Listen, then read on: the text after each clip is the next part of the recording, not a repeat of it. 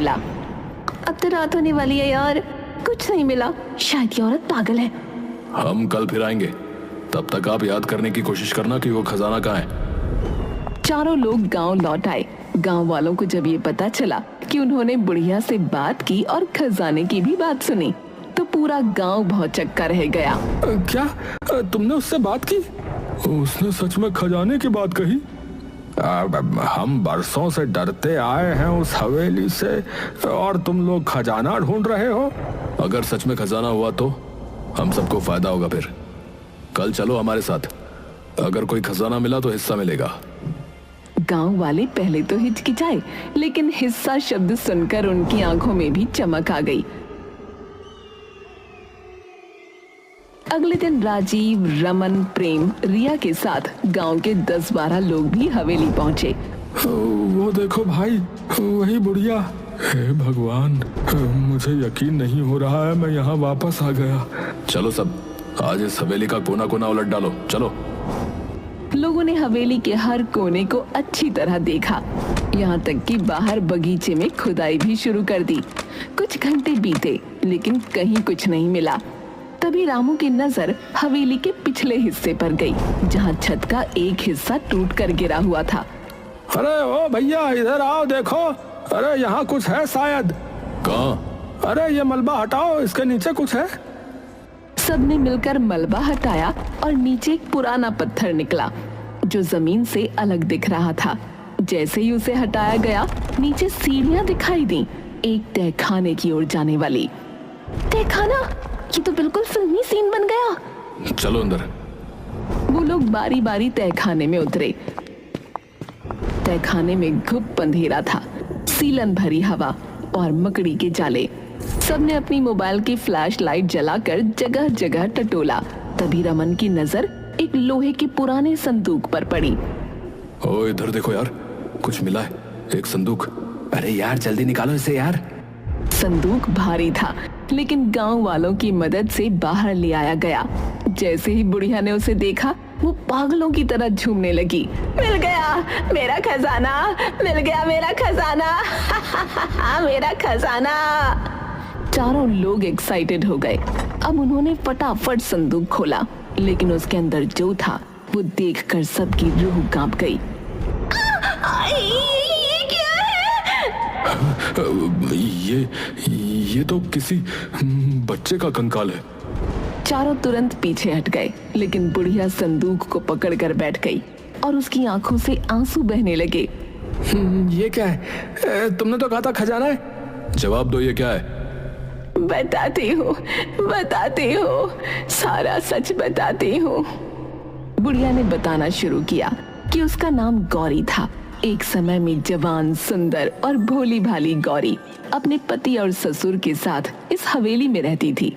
पर किसे पता था कि जिस घर को वो स्वर्ग समझती थी, वो एक दिन उसका नर्क बन जाएगा।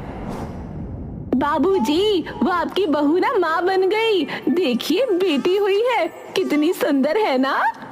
क्या कहा बेटी? तुझे शर्म नहीं आती है? हमारे खानदान में बेटी नहीं होती, बेटा चाहिए था, बेटा। मुझे तो इससे बात भी नहीं करनी, निकम्मी औरत। गौरी के पति ने न तो बेटी को गोद में लिया, न कभी उसकी शक्ल देखी। बच्ची के जन्म के साथ ही मानो हवेली का हर कोना ठंडा और बेरंग हो गया। गौरी अकेली पड़ गई, अपनी नन्ही जान को सीने से लगाकर हर दिन अपमान और तानों से लड़ती। बाबा, मैं क्या करूं?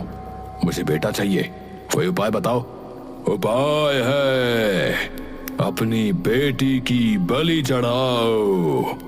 रक्त की आग में पुत्र की राख से जन्म होगा। उसने बिना कुछ सोचे तांत्रिक की बात मान ली। एक रात हवेली के तहखाने में, जहां अंधेरा रहता था, वहीं उसने अपनी ही बेटी की हत्या कर दी। उसके साथ उसका ससुर और 2 नौकर भी थे। सबने देखा, लेकिन सब चुप थे। उधर गौरी की आंख खुली तो बच्ची को न देखकर तड़प उठी। मेरी बच्ची कहाँ है? वो तो मेरे साथ थी। गौरी उसे हर जगह ढूंढते हुए आखिरकार तहखाने की ओर भागी। और वहां का नजारा देख चीख पड़ी, नहीं, ये क्या कर दिया तुमने, मेरी बच्ची। गौरी पागल हो गई। उसके भीतर की मां जल उठी। उसी तहखाने में पड़ा एक बड़ा चाकू उठाया और एक एक करके सबका खात्मा कर दिया। मेरी बच्ची के खून से कोई बेटा नहीं मिलेगा तुझे, सिर्फ अभिशाप लगेगा तुझे। सब मारे गए और गौरी वहीं तहखाने में अपनी मरी हुई बच्ची की लाश को सीने से लगाए घंटों बैठी रही, शायद कई दिन। और फिर एक दिन उसने उस नन्ही लाश को एक संदूक में बंद किया, जैसे वो कोई खजाना हो। सो जा मेरी रानी, अब कोई तुझे नहीं छीन सकता, तू मेरा अनमोल खजाना है।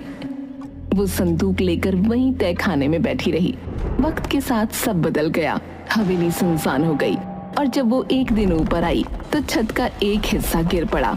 तहखाने का रास्ता हमेशा के लिए बंद हो गया। गौरी ऊपर रह गई और संदूक नीचे छुप गया। यादें धुंधली हो गईं, पर उसका पागलपन वही रहा।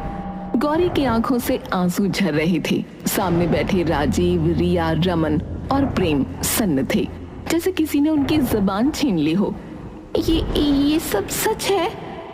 हाँ, ये मेरा खजाना है, मेरी बेटी, मेरी जान, मेरी दुनिया। पागल औरत, ये खजाना है, हड्डियां और सड़ती यादें हैं? राजीव वो संदूक को लात मारकर दूर फेंक देता है। ये देखकर उस बुढ़िया को बहुत तेज गुस्सा आ गया। वो पागलों की तरह चिल्लाने लगी, नहीं, ये मेरी बच्ची है, तेरी हिम्मत कैसे हुई मेरी बच्ची को लात मारने की। वो पगलाई हुई औरत अब उस संदूक को गोद में लेकर हवेली के अंदर की ओर भागी। उसकी चीखें हवेली की दीवारों से टकराकर लौट रही थीं। मेरा खजाना, मेरी बेटी, मुझसे कोई नहीं छीन सकता। अरे अब बहुत हो गया, पागल औरत ने दिमाग खराब कर दिया है। इसको निकालो यहाँ से, फिर इस हवेली को बेच डालते हैं। चलो। हाँ यार, खजाना तो निकला नहीं, अब हवेली बेचेंगे, चलो। सबने सोचा कि किसी भी तरह बुढ़िया को पकड़कर बाहर फेंक देंगे, लेकिन उन्हें नहीं पता था कि ये इतना भी आसान नहीं होगा। वो लोग हवेली के अंदर की तरफ जाते हैं तो अचानक राजीव फर्श पर बिछे कालीन पर पैर रखता है और गड्ढे में गिर जाता है जो कालीन से ढका था। राजीव, कहाँ गए तुम? ये क्या हो रहा है? ये सब उस पगली औरत का जाल है। अरे भागो यहाँ से भैया। रिया एक कमरे में भागती है, लेकिन वहाँ का दरवाजा बंद हो जाता है और अंदर से सैकड़ों चूहे निकल आते हैं। रिया चीखने लगती है। उधर प्रेम जैसे तैसे भागता है, लेकिन गलियारे में फिसल जाता है क्योंकि फर्श पर तेल फैला हुआ था। तुम लोग मेरा खजाना नहीं छीन सकते। बुढ़िया अपने बिछाए जालों से बहुत खुश थी, पर उसी समय गांव के और लोग भी वहां पहुंच गए। उन्होंने सब कुछ देखा और एक साथ मिलकर बुढ़िया को पकड़ने की कोशिश की। अरे अब बस, तुमने बहुत डर फैलाया, अब तुम्हें रुकना होगा। बहुत संघर्ष के बाद बुढ़िया को पकड़ लिया गया। राजीव उठ खड़ा हुआ और बोला, मैं पुलिस बुलाता हूँ। हाँ, ये औरत पागल है, हमें मारना चाहती थी।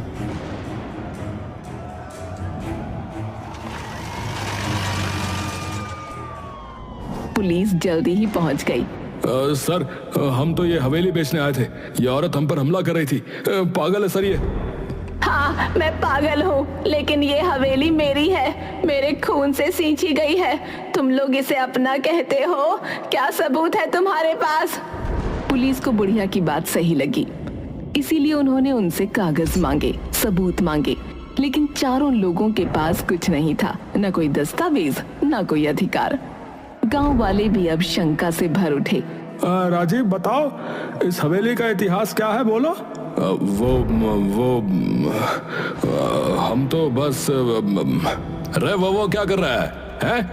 हमें फोन करके तूने बुलाया ना, लेकिन अब लग रहा है कि तेरा झूठ पकड़ में आ चुका है। अब चुपचाप सच बोल दे, वरना सीधे जेल ले जाएंगे तेरे। हाँ, हमने हवेली पर कब्जा करने की कोशिश की थी ताकि उसे किसी फॉरेनर को बेचकर पैसे कमा सकें। हमें किसी ने यहाँ के बारे में बताया था, तो हमने सोचा कि गांव वालों को बेवकूफ बनाकर अपना काम निकाल लेंगे। हमें माफ कर दीजिए। हैं? माफी? हाँ, जरूर मिलेगी ना माफी। चलो सीधे थाने, चलो, वहीं करेंगे तुम्हें सब माफ। पुलिस ने चारों को गिरफ्तार कर लिया और फिर रामू आगे आया। उसने सबको देखा और बोला, इतनी बड़ी कहानी हो गई, हमें आज पता चल रहा है। देखो भैया गांव वालों, मुझे लगता है कि हमें इस बच्ची का जो है अंतिम संस्कार करना चाहिए, ये जरूरी है भैया। सबने मिलकर उस मासूम बच्ची की अस्थियों का विधि पूर्वक अंतिम संस्कार किया। बुढ़िया फूट फूट कर रोती रही। उसकी सालों की पीड़ा अब बह रही थी। उसके बाद पुलिस ने बुढ़िया को एक मानसिक चिकित्सालय भेज दिया। पर कहानी यहीं खत्म नहीं हुई। गांव वालों ने उस हवेली को एक बालिका विद्यालय में बदल दिया। बाहर एक पट्टिका लगी जिस पर लिखा था, गौरी कन्या विद्यालय, एक माँ की याद में।